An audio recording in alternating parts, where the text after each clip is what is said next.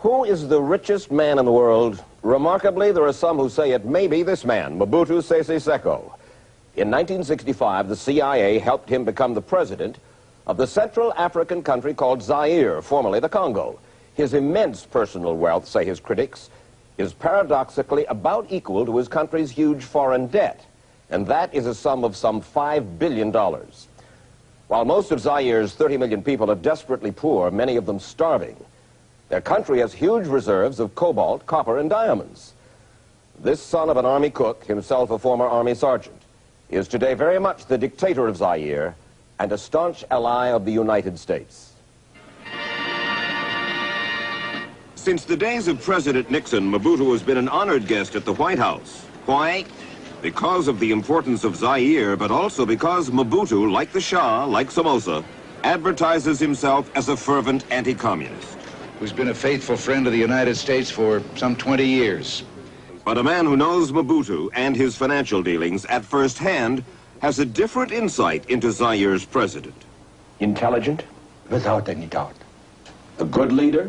For his pockets and the pockets of his clique, yes, but not for the people. Certainly not.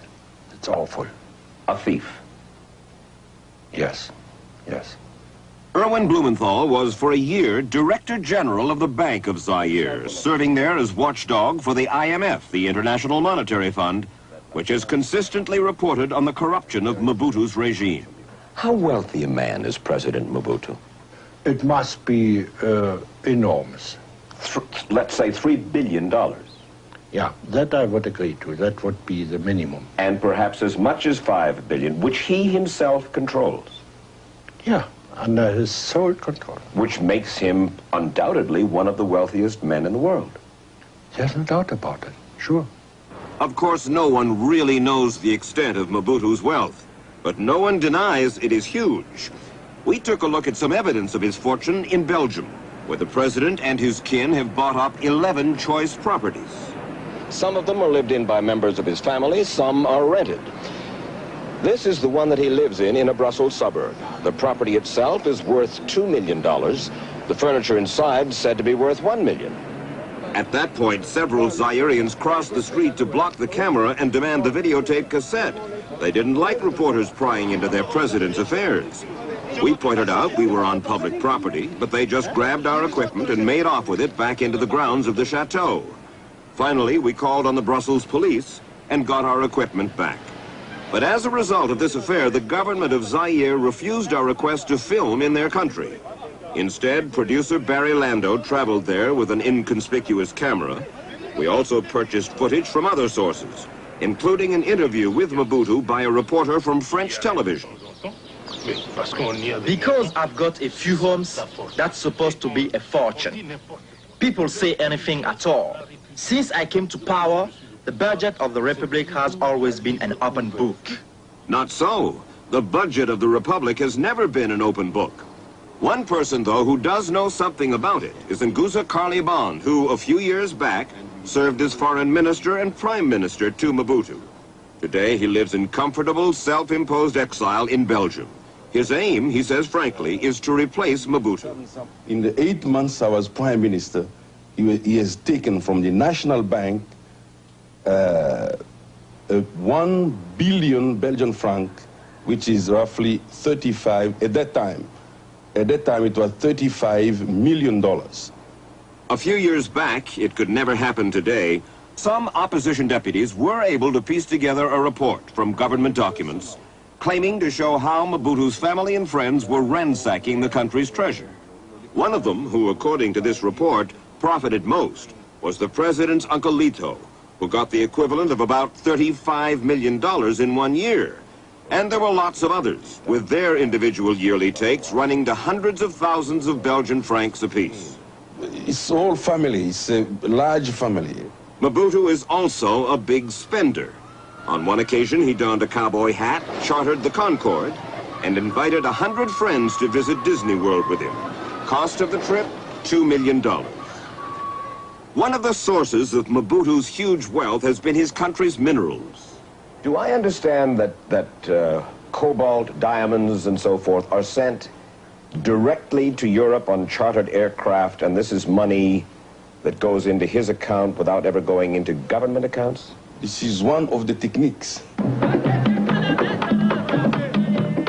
Another technique Mobutu has used to line his pockets, according to his critics, has been to encourage foreign powers, foreign companies, foreign banks to finance huge projects for Zaire. Example, a $100 million TV radio complex, the voice of Zaire. Too big and sophisticated for the country. Today, most of its equipment doesn't even work. The former prime minister says he knows who really benefited from the project. The French made money, and those who were bribed.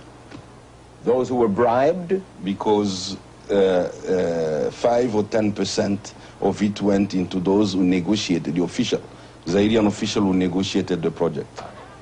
The French also made millions from this World Trade Center in downtown Kinshasa, packed with the latest technology. But the air conditioning system doesn't work, so almost all the tenants have moved out. Useless. Can you imagine? I could understand that Japan or United States or France use a World Trade Center because they need to have international communication for trade. Zaire.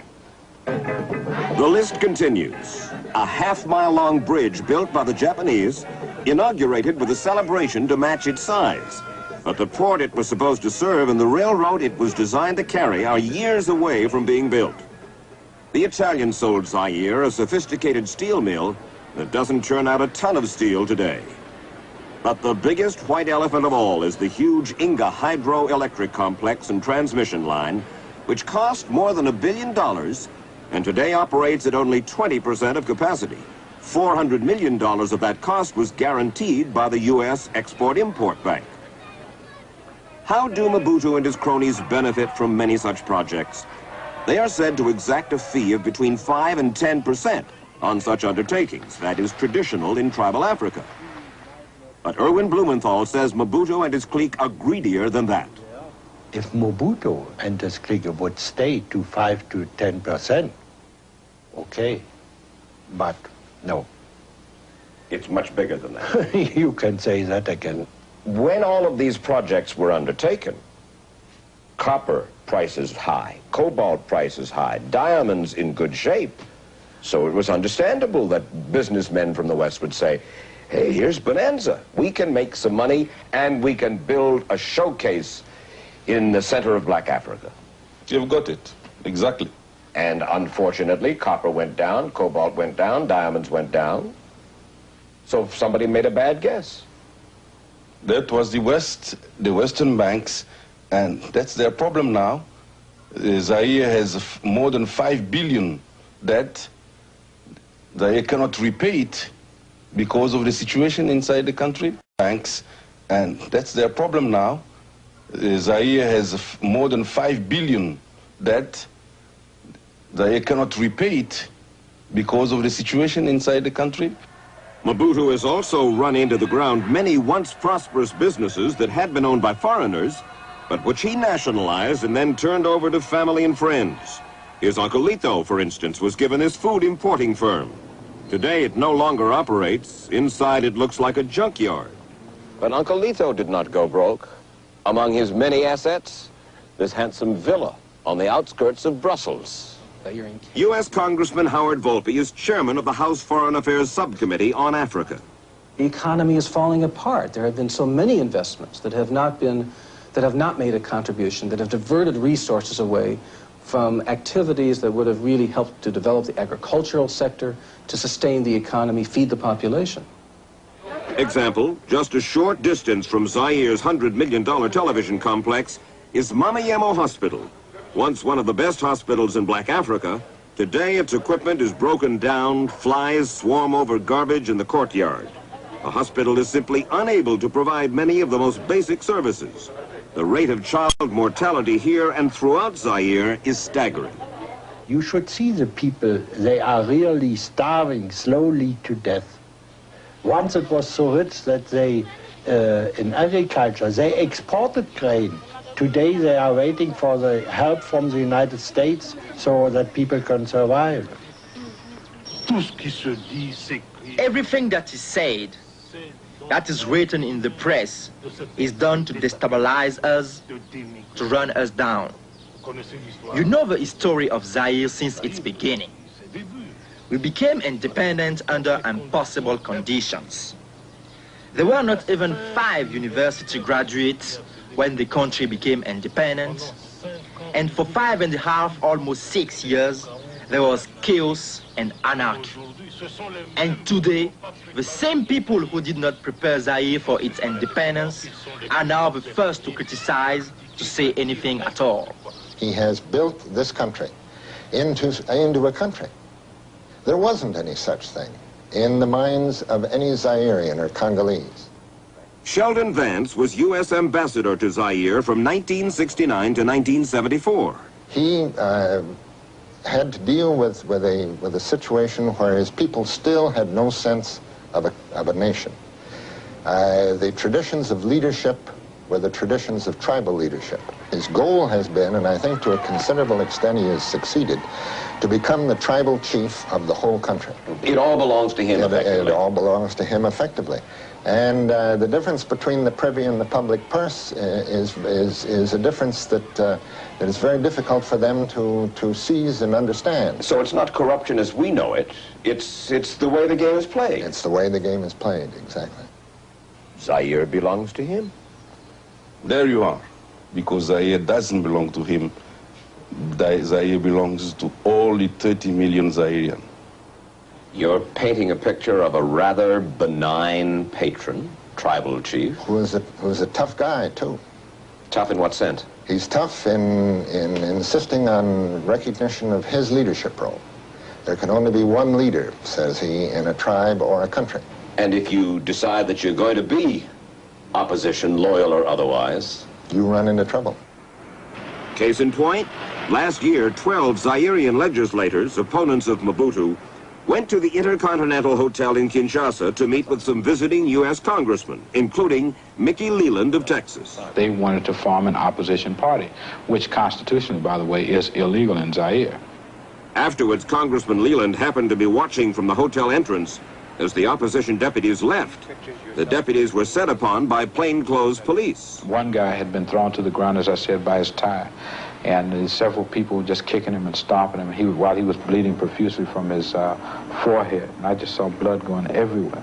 Had I interfered, I probably would have been killed. What about the attitude, what about the actions of the U.S. Embassy in Zaire? They tried to gloss over what we had seen there. And their representation to us was that this happens all the time, so don't be so concerned, that this is nothing compared to what used to happen, that kind of thing. Why is he important to the United States? Why do we pay this kind of attention? Why is he our ally? He's been a reasonably successful leader of one of the most important countries in black Africa. And anti-communism. And anti-communist. And if he's a Somoza or if he's a Shah, they're better than Khomeini's. What would happen if IMF, World Bank, U.S. banks suddenly said, enough. Enough Zaire. Enough Mobutu. We're through.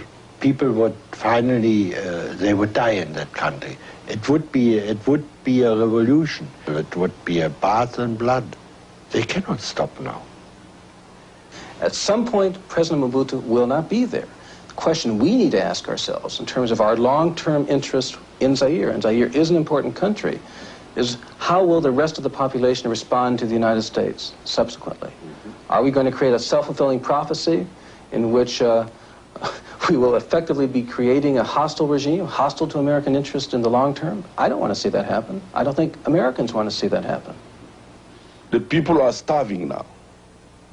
The misery of the people will be the best argument, not only against Mobutu, but also against Mobutu's ally, because the perception of the people is that the Mobutu's ally are accomplices for their misery and their starvation. And what will happen?